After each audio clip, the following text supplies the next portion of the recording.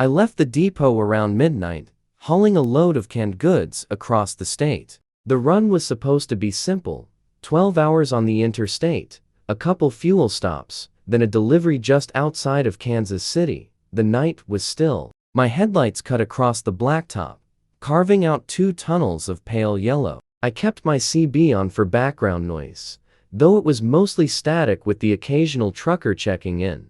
Around 2 hours in, I noticed something strange. In my rear view, far behind me, a set of headlights appeared, perfectly spaced, bright, steady. Nothing unusual about a car on the highway, but they didn't pass me. For miles, they just hovered back there, always the same distance.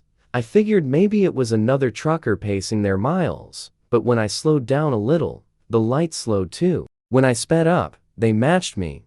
I gripped the steering wheel tighter. My cab smelled faintly of diesel and stale fries from my last stop. The engine hummed under my feet, steady and strong. But no matter how much I listened to the road, all I could think about were those lights following me. Always steady, never closer, never farther. The rest area was nearly empty. Just 2 other rigs parked near the far end, and one beat-up sedan idling with its headlights on. My heart skipped when I saw it, because it looked like the same set of lights that had been pacing me for hours. I parked, cut the engine, and sat there for a while, waiting for the driver to step out. Nobody did. The sedan just sat there, headlights burning holes through the night, pointed directly at my rig. I finally forced myself out of the cab. The air was cold, damp, carrying the faint smell of pine and asphalt. Gravel crunched under my boots as I walked toward the vending machines, pretending I wasn't watching that car out of the corner of my eye. Inside the small building, the fluorescent lights buzzed overhead, flickering just enough to make the shadows feel alive. The vending machine hummed, its glass reflecting my uneasy face back at me. I bought a bottle of water just for something to do.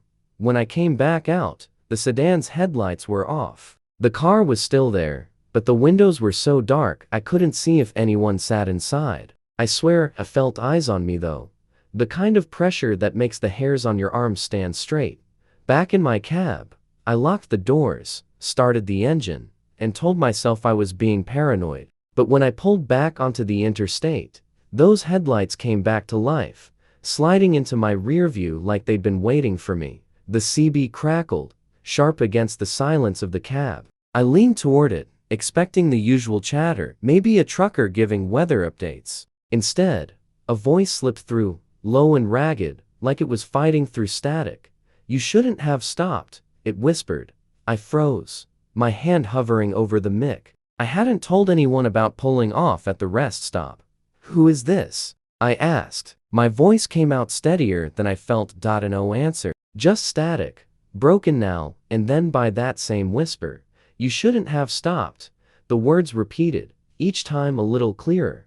My palms were slick against the wheel. My breath fogged the cab windows as I tried to rationalize it. Maybe it was interference. Maybe someone messing around with equipment. But deep down, I knew. Someone was out there. Someone who had seen me. I tried changing the channel. The voice followed, crackling through every frequency, repeating the same words over and over until I killed the radio completely. But even with the CB dead, I couldn't shake the feeling that the voice wasn't gone. It was closer now, like the cab itself was holding its breath, waiting for me to realize I wasn't alone inside anymore. The last miles felt endless. My eyes burned from staring at the road. My body ached, and the knot in my stomach only tightened as the light stayed locked behind me. Then, without warning, they vanished. No exit, no turn off, no fading into the distance. One second they were there, the next they were gone. Swallowed by the night, relief washed over me, but it was the wrong kind of relief. The kind that makes you even more uneasy. When I finally pulled into the warehouse yard, I parked, cut the engine, and sat in silence. My ears rang in the absence of the highway noise. I climbed down from the cab, my boots hitting the gravel hard. That's when I saw them. Boot prints. Fresh, clear, pressed into the dust on the step below my door. They weren't mine. I stood there, staring, the night pressing in on me. Whoever had left them wasn't around now, but at some point during that drive, they had been. Inside my rig, riding with me, and I still don't know if they ever really got out. The night was thick and heavy, clouds blocking out the stars, leaving only the weak glow of my headlights to cut through the dark. I was hauling produce, taking a secondary route to shave off some time. The interstate had been closed further north due to an accident, so dispatch routed me down these back roads. Out here, it felt like the world had gone to sleep. No farmhouses lit up, no taillights ahead of me, not even a pair of headlights behind. Just me, my rig, and the endless blacktop. My eyes played tricks in the dark. Every mile marker looked the same. Every bend in the road carried the same cracked guardrail. My cab smelled faintly of burnt coffee and grease, the remains of a diner meal I'd grabbed before midnight. I tapped the steering wheel, humming under my breath to stay awake. That's when I saw him dot a T. First it was just a shadow, hunched near the guardrail. As I drew closer, it took form. A man, standing perfectly still, facing the road. His posture was stiff, arms hanging straight at his sides. His head was tilted upward, like he was staring into the sky. Though no stars shone through the cloud cover, I slowed a little, scanning the shoulder for a broken-down car. There was nothing, just him, and the emptiness around him. As I passed, I caught his face in the brief sweep of my headlights. Pale, expressionless, lips slightly parted as though whispering to himself. But his eyes didn't follow the road. They followed me. The road stretched on, empty. I checked the mirrors, checked the sky, checked my speed. I wanted to convince myself I'd imagined him, but the image of his face clung to my mind like grease to skin. 10, maybe 15 miles passed. I kept my eyes on the shoulder, half expecting another figure, but trying to convince myself I wouldn't see one. Then I did. There he was again, by the same kind of cracked guardrail, same posture, same upward tilt of the head. Only now, he was closer to the road, close enough that I had to steer slightly toward the center line to avoid feeling like I'd brush him with my mirror. My throat tightened. There was no car, no footprints in the gravel shoulder, no explanation for how he had gotten there. I pressed the accelerator, my rig groaning as it picked up speed. The vibration of the tires against the asphalt filled the cab, masking the silence that had become unbearable. But even as I sped past, I couldn't resist glancing at the mirror. He had turned his head this time, and he was smiling. I told myself to keep going, that if I just reached the next town, be fine. But the road had other plans. Mile after mile, the same figure appeared on the shoulder, sometimes standing by the guardrail, sometimes closer, always with that pale face turned toward me. My chest burned with every breath. My hands ached from gripping the wheel. The smell of diesel mixed with the sour stench of my own sweat in the cab. Then, it came. 3 sharp knocks, on the passenger side window. I whipped my head toward the glass. For a split second, the headlights caught him, the man's face inches away from the glass, eyes wide, grin stretched too far. His pale skin seemed to glow in the passing light. I swerved, horn blaring, heart hammering against my ribs. When I looked again, the window was empty. No man, just the streaks of rain beginning to dot the glass, carried by the night wind. But the knocks had been real. I had felt the vibration through the cab, and worse, they hadn't come from outside. They'd sounded like they came from inside the glass. The truck stop was a beacon in the dark, neon buzzing, diesel pumps lined up under harsh fluorescent lights. I parked between 2 rigs, cut the engine, and tried to calm down. My ears still rang from the silence of the highway. Inside the diner, I nursed a black coffee, my hands trembling so badly the cup clinked against the saucer. Other drivers chatted casually, their laughter carrying across the booths. I wanted to tell someone, but how could I? That I'd seen the same man appear miles apart? That he'd knocked on my cab while I was still driving? They'd think I'd lost it. When I finally walked back outside, the cool night air hit me like a slap. My boots crunched against gravel, and my stomach turned cold. There, on the passenger window of my rig, was a handprint. Long, pale fingers smeared across the glass, leaving streaks in the condensation. I looked around the lot. No one was near my truck. I raised a hand, wiped it clean, telling myself maybe it had been there already.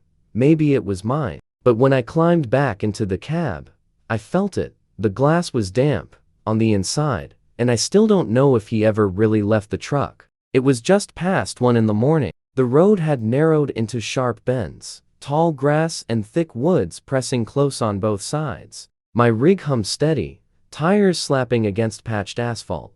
That's when the curve came. As I eased into it, my headlights spilled across the ditch. For a moment, I thought I was seeing things. A shape crouched low, arms bent, hair hanging in a dark curtain. A woman. Her skin seemed almost white in the beam, her arms reaching upward, fingers spread wide like she was trying to pull the light toward her. I slowed, heart kicking against my ribs. I checked my mirrors, scanned for a wrecked car, a sign of trouble. There was nothing but weeds and mud. As I got closer, she lowered her arms and tilted her head slowly upward toward me.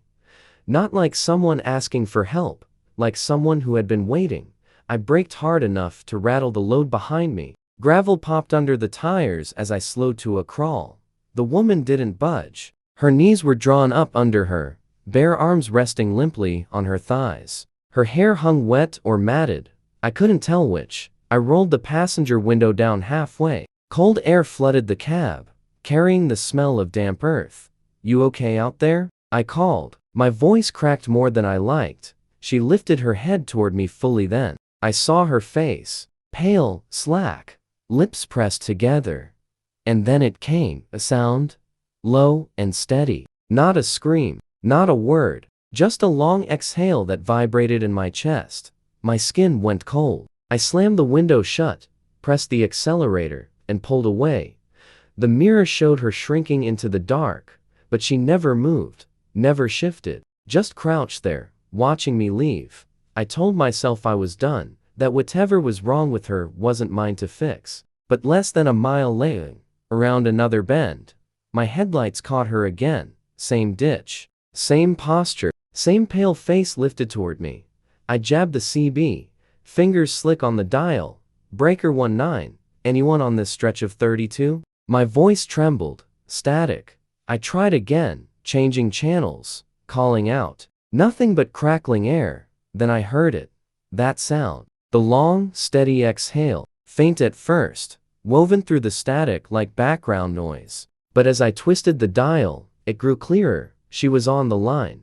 I shut the radio off so fast, the switch snapped under my thumb. The cab fell silent except for the drone of the engine. But the air felt wrong, heavy, pressing in on me. My scalp prickled like someone was directly behind me, leaning close. Then came the knock.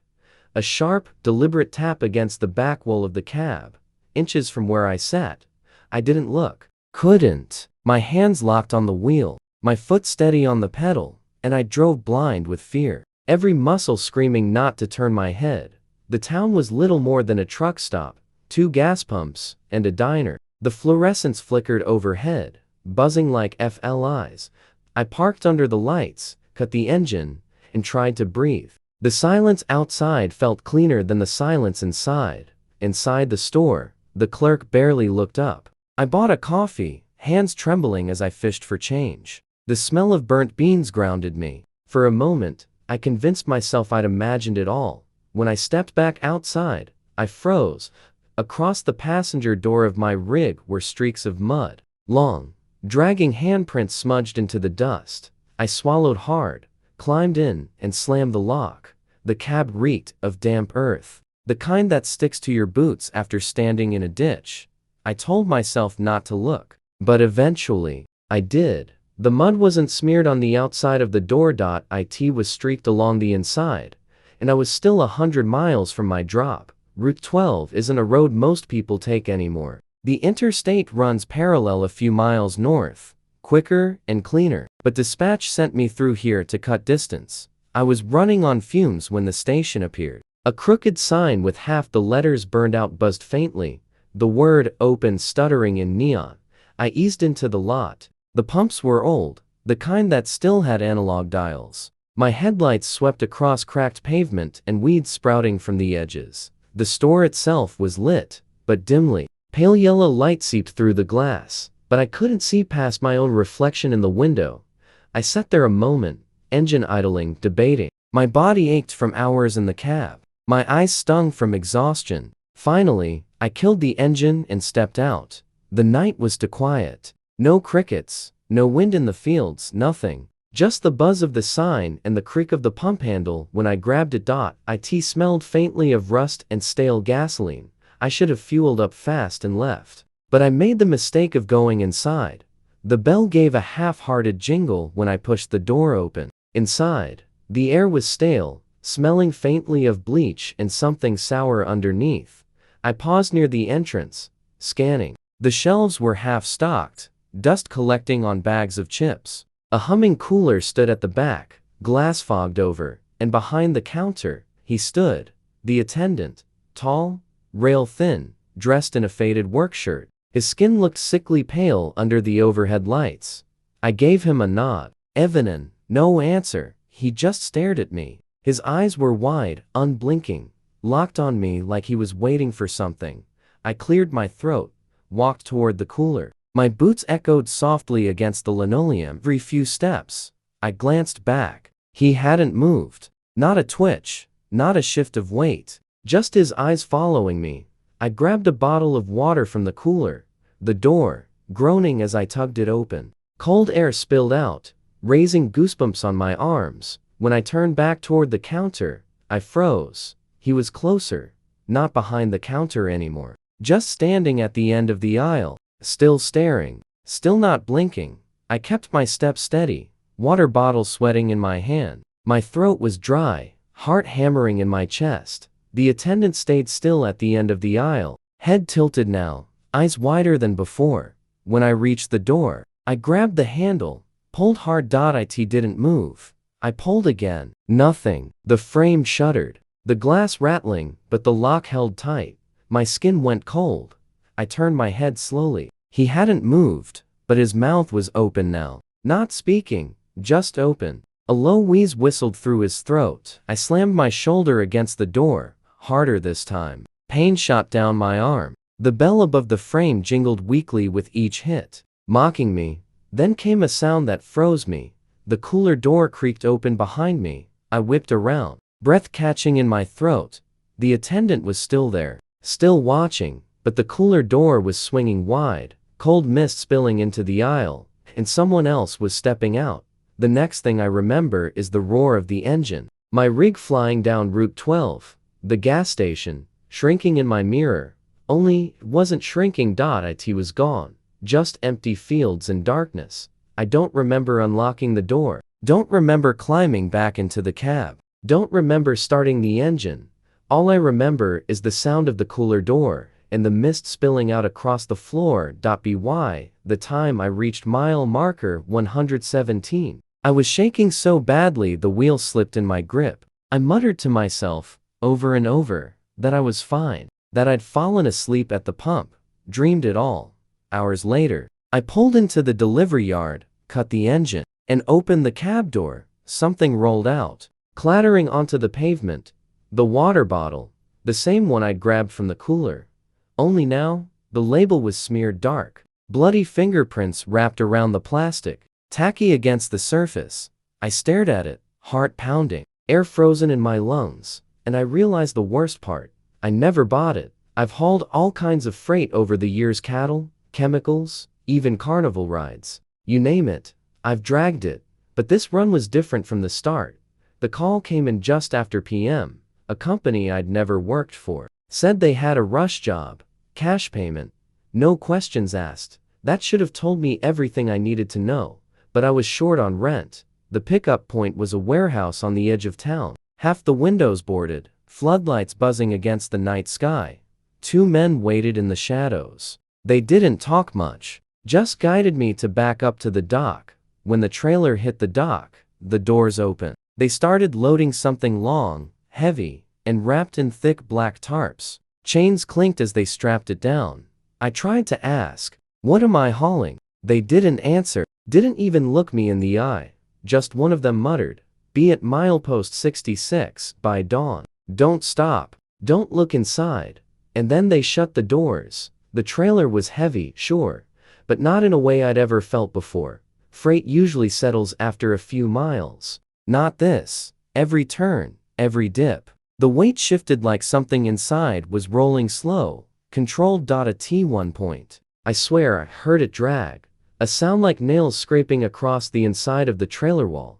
I told myself it was chains, shifting loose. Convinced myself I was just tired. Still, my nerves got the better of me. I pulled into a rest stop. Empty, middle of nowhere. Sodium lights flickered overhead, buzzing in the silence. I walked back to the trailer. My boots crunched gravel. The tarps looked off, like they weren't cinched tight anymore. One corner lifted slightly, fabric puffing out as if something inside was breathing against it. Then it pressed outward, a slow bulge, like a hand testing the fabric from beneath. I stumbled back, heart hammering. The bulge sank away just as fast. I didn't stick around to see more. I climbed back into the cab, slammed the lock, and kept driving. It was near 3 in the morning when the whole rig jolted sideways. The trailer bucked so hard the wheel nearly wrenched from my grip. I slammed the brakes, tires screaming on the asphalt, the truck shuddering to a halt on the shoulder. I sat there breathing hard, sweat slick on my back. In the mirror, the tarp rippled like something underneath had slammed against the walls. I killed the engine, grabbed my flashlight. Against every instinct, I climbed down. The night was dead silent. Except for the tick of the cooling engine, I crept to the trailer, light trembling in my hand. Pressed my ear against the metal. A T first. Nothing. Then a voice. Muffled, broken. Words I couldn't quite make out. Pleading, begging. I staggered back, heart in my throat. The flashlight slipped from my hands, clattering against the pavement. When I scrambled to grab it, the trailer was still again, silent, like nothing had ever been there. The sun was bleeding into the horizon when I rolled past milepost 66. They were waiting, same 2 men, standing on the shoulder, mist curling around their boots. I pulled off, killed the engine. They moved quick, unfastening the chains, hauling the tarp-covered freight into another truck that waited in the trees. The tarps shifted as they worked, not from their hands but from inside. I wanted to speak, ask what I'd carried, but my voice stuck in my throat. One man shoved an envelope into my palm, thick with cash. His hand was ice cold. I climbed back into the cab, fired the engine, and rolled on. That's when the cruiser appeared in my mirror, red and blue flashing against the pale dawn. The sheriff pulled alongside, window down, his face pale, eyes hollow. He shouted across the lane, "You didn't stop, did you?" I stared back, unsure how to answer. His knuckles whitened on the wheel. "If you did," he swallowed hard, "don't ever go back." Then he gunned the engine, lights disappearing into the morning haze, and I realized I was still holding the envelope, still cold, like it had been sitting in a freezer.